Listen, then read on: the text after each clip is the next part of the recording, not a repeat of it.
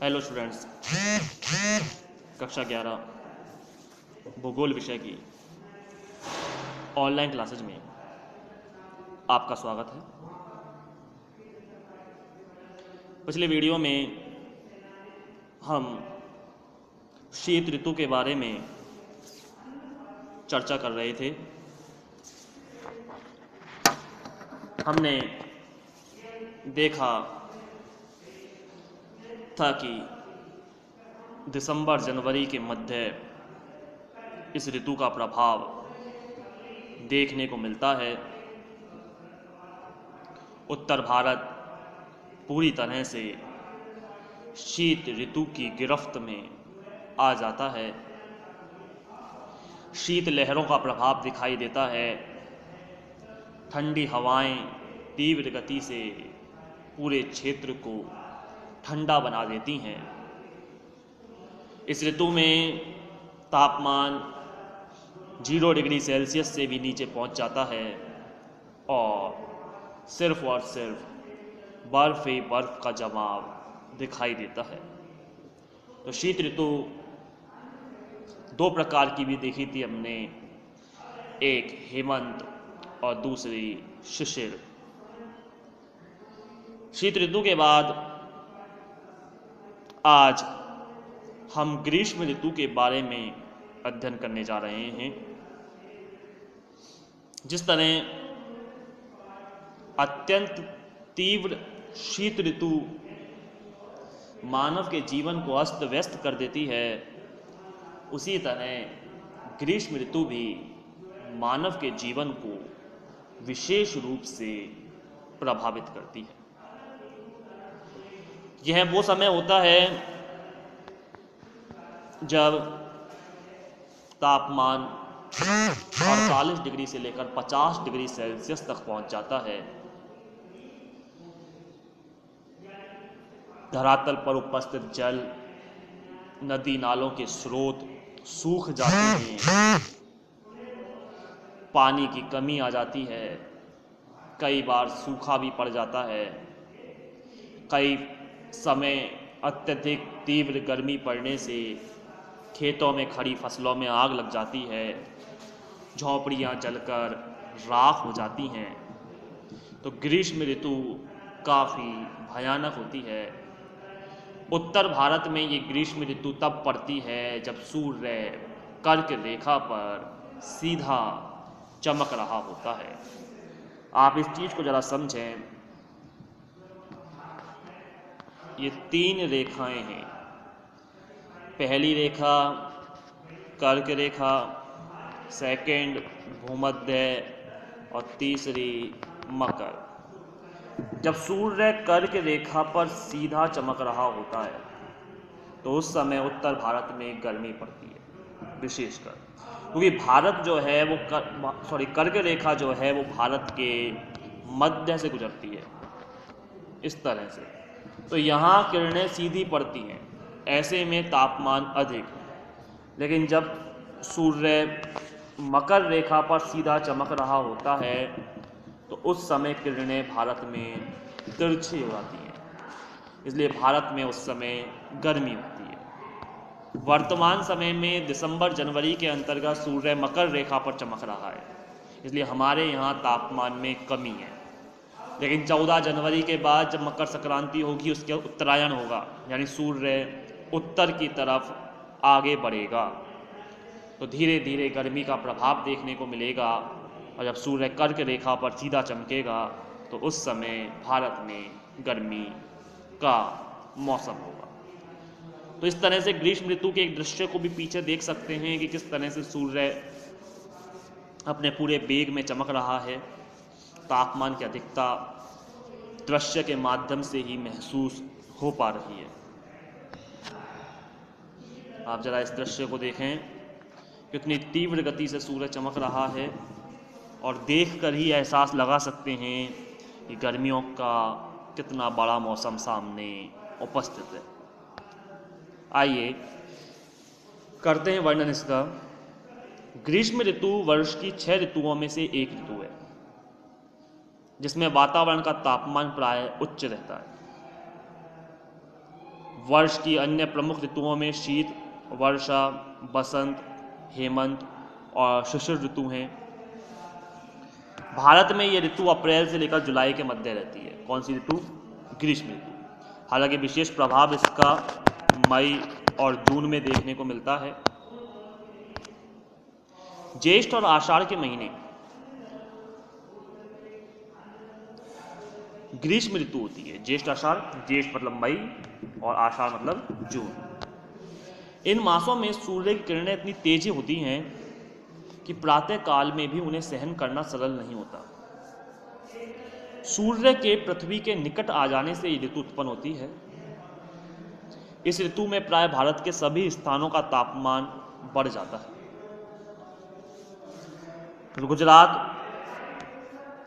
और राजस्थान में गर्म हवाएं चलती हैं जिन्हें लू कहा जाता है।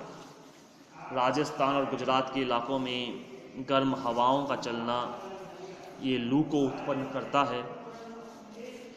राजस्थान एक मरुस्थलीय इलाका है जहाँ तापमान सबसे अधिक होता है।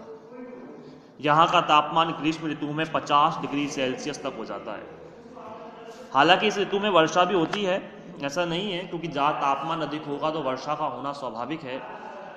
इस मौसम में खरीफ की फसलें बोई जाती हैं, लेकिन विशेषकर ये ऋतु कष्टदायक ऋतु ही मानी जाती है।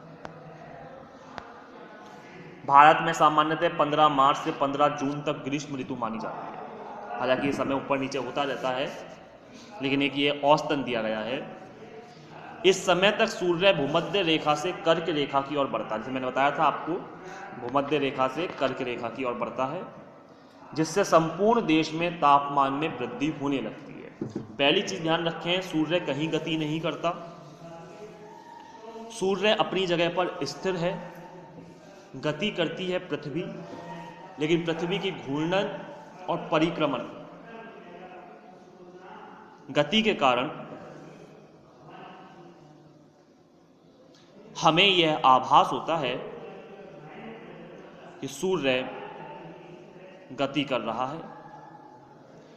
इस समय सूर्य के कर्क रेखा की ओर अग्रसर होने के साथ ही तापमान का अधिकतम बिंदु भी क्रमशः दक्षिण से उत्तर की ओर बढ़ता है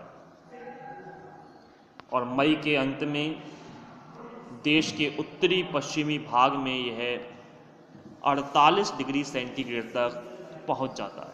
और 48 क्या, 50 की ही बात करें सीधे। इस समय उत्तरी भारत अधिकतम तापमान तथा न्यूनतम वायु दाब के क्षेत्र में परिवर्तित होने लगता है। ध्यान दीजिए, तापमान और वायु दाब दोनों एक दूसरे के विपरीत होते हैं। यदि तापमान अधिक होगा तो वायु दाब वहां पर कम हो जाएगा, और यदि तापमान कम है तो वायु दाब वहां पर अधिक होगा।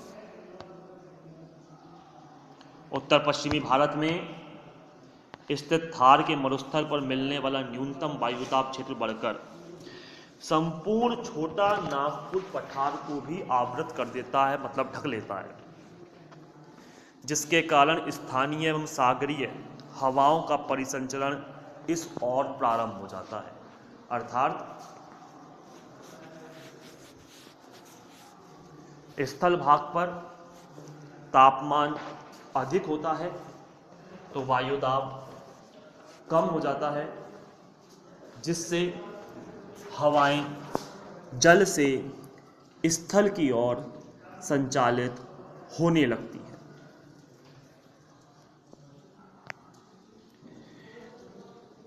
और स्थानीय तूफानों का जन्म होता है। मूसलाधार वर्षा एवं ओलों का भी इसमें जन्म होता है। मूसलाधार वर्षा एवं ओलों के गिरने, यहाँ तीव्र गति वाले प्रचंड तूफान भी बन जाते हैं, जिनका कारण स्थानीय गर्म एवं शुष्क वायु का सागरीय आर्द्र वायु से मिलन होना है।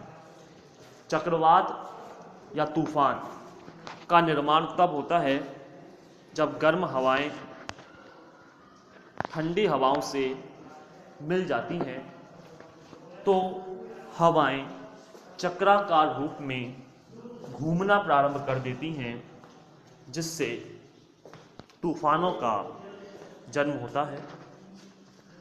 उत्तरी पश्चिमी भारत के शुष्क भागों में इस समय चलने वाली हवाओं को, गर्म हवाओं को लू कहा जाता है। यह अत्यंत ही नुकसानदायक होती हैं। जो व्यक्ति इसकी चपेट में आ जाते हैं वे बीमार हो जाते हैं। विभिन्न प्रकार के रोग उन्हें आपस में घेर लेते हैं। राजस्थान, पंजाब, हरियाणा और पश्चिमी उत्तर प्रदेश में प्राय शाम के समय धूल भरी आंधियां चलती हैं, जिनके कारण दृश्यता तक कम हो जाती है। धूल की प्रकृति के आधार पर इन्हें काली एवं पीली आंधियां, यानी अगर पीली मृदा वाले क्षेत्र में आंधी चल रही है तो पीली आंधी, और काली मृदा वाले क्षेत्र में चल रही है तो इन्हें काली आंधी के रूप में जाना जाता है। समुद्री प्रभाव के कारण दक्षिण भारत में इन पवनों और आंधियों का अभाव पाया जाता है, क्योंकि दक्षिण भारत की हमने पहले भी बात की थी, ये क्षेत्र सागरों के समीप है और सागरों के समीप होने के कारण यहाँ जलवायु के क्षेत्र में कोई विशेष परिवर्तन देखने को नहीं मिलता है। लेकिन जैसे जैसे सागरों से दूर जाते हैं जलवायु वैसे वैसे उतनी ही विषम होती चली जाती है। यही कारण है कि उस क्षेत्र के अंतर्गत, यानी समुद्र से दूर जो क्षेत्र हैं वहाँ की जलवायु विषम और जनजीवन अस्त व्यस्त रहता है। तो आज हमने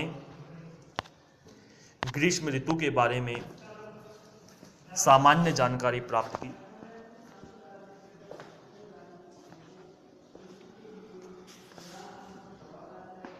ग्रीष्म ऋतु के बाद अन्य ऋतुएं जैसे वर्षा ऋतु की चर्चा हम आगामी वीडियो में करेंगे। लेकिन तब तक के लिए धन्यवाद।